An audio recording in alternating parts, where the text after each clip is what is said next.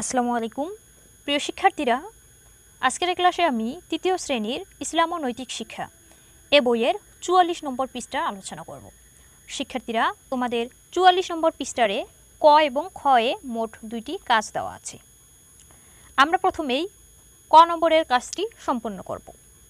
দেখো কি কাজ করতে বলা হয়েছে। নৈতিক ও মানবিক গুণাবলী কি তা বলিও তালিকা করি, কাজটি জোড়াই করি। এখানে একটি কাজ করতে বলেছে, কিন্তু সেই কাজটি জোড়ায় করতে হবে। আমরা এর আগের ক্লাসে নৈতিক গুণ এবং মানবিক গুণ সম্পর্কে জেনেছি। এখন সেই নৈতিক গুণ এবং মানবিক গুণ কি তা বলতে হবে এবং লিখতে হবে। এই যে এখানে তালিকা করতে হবে। দেখো এখানে সুন্দর একটি চিত্র দেওয়া আছে। এই চিত্রটি একটা ফুলের মতো দেখা যাচ্ছে, কিন্তু এখানে এই যে ফাঁকা ঘরগুলো আছে, সেই ঘরগুলোতে আমাদেরকে লিখতে হবে নৈতিক ও মানবিক গুণগুলো কি কি। এখানে দেখো ১ ২ ৩ ৪ ৫ ৬ ৭ ৮, এই ৮টি ঘর আমাদেরকে পূরণ করতে হবে নৈতিক এবং মানবিক গুণ দিয়ে। তো শিক্ষার্থীরা, তোমাদের সুবিধার্থে আমি এই ছকটি পূরণ করে রেখেছি। এখন আমি তোমাদের সেই ছকটি দেখাবো।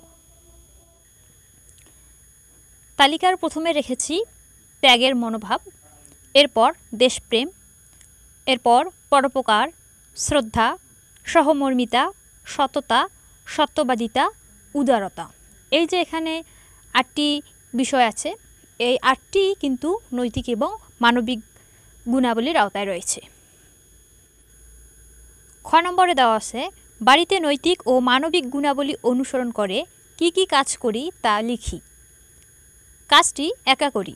শিক্ষার্থীরা, ক নম্বরের কাজটি জোড়ায় করতে বলেছে এবং ক্ষয়ের কাজটি একাই করতে বলেছে। অর্থাৎ বাড়িতে নৈতিক ও মানবিক গুণাবলী অনুসরণ করে আমরা কোন কাজগুলো করি সেগুলো তালিকা আকারে এখানে লিখতে হবে। তো শিক্ষার্থীরা, এই কাজটিও আমি করে রেখেছি। চলো এখন কাজটি দেখে নিই।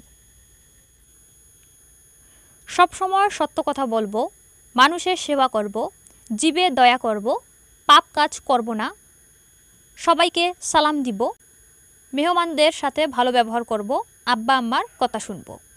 এই যে কাজগুলো, এগুলো হচ্ছে নৈতিক ও মানবিক গুণাবলী অনুসরণ করে করা কাজ। তো শিক্ষার্থীরা, ৪৪ নম্বরের ক এবং খ এর কাজ আমরা শেষ করলাম। পরবর্তী ক্লাসে আমরা সহমর্মিতা আলোচনা করব। আর এই পাঠে ২টি কাহিনী দেওয়া আছে, এই কাহিনী দুটিও আমরা আলোচনা করব। আশা করি তোমাদের এই কাহিনী দুটি খুব ভালো লাগবে এবং তোমরা এখান থেকে অনেক কিছু শিখতে পারবে। তো শিক্ষার্থীরা, আজ এখানেই শেষ করছি। ধন্যবাদ সবাইকে।